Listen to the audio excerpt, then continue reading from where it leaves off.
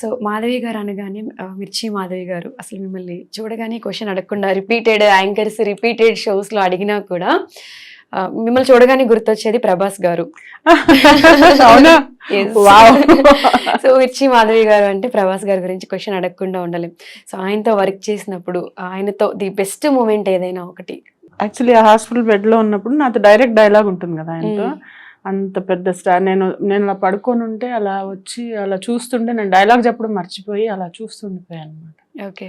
అసలు ఇంత అంత 6 అడుగులు ఉంటాడా? 6 అడుగులు అసలే పడుకొని ఉండి ఇంకా ఇలా ఏదో దేవుడు కనిపించినట్టు అనిపించింది నాకు. అంత పొడుగ్గా ఇంత ఇదిగా ఆయన చాలా చిన్నగా డైలాగ్ చెప్తారు.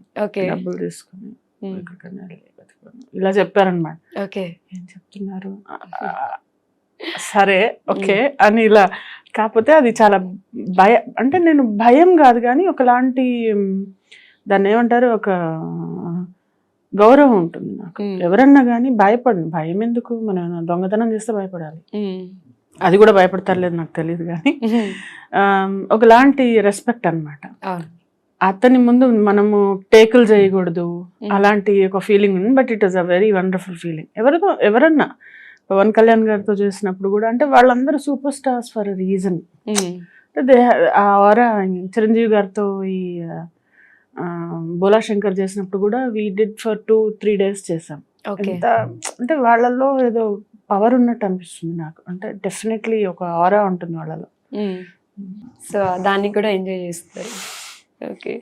సో రియల్ లైఫ్లో అసలు మాధవి గారి కిడ్స్ గురించి, హస్బెండ్ గురించి చాలా మంది మీకు పెళ్లి ఈడికి వచ్చిన కిడ్స్ ఉన్నారని గురించి ఒకసారి అంటే ఫ్యామిలీ అనేది ఎవరికైనా అంటే అది it all starts with you నందు.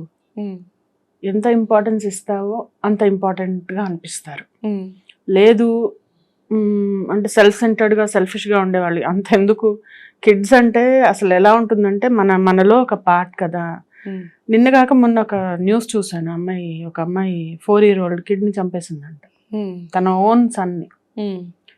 అంటే నాకు అనిపిస్తుంది అంటే అలా కూడా ఫీల్ అయ్యే మదర్స్ ఉన్నారు. బట్ నాకు ఎలా అంటే ఎంత తేడా ఉందో. It all starts from you అంటున్నాను నేను బేసికలీ వెరీ అఫెక్షనేట్ పర్సన్.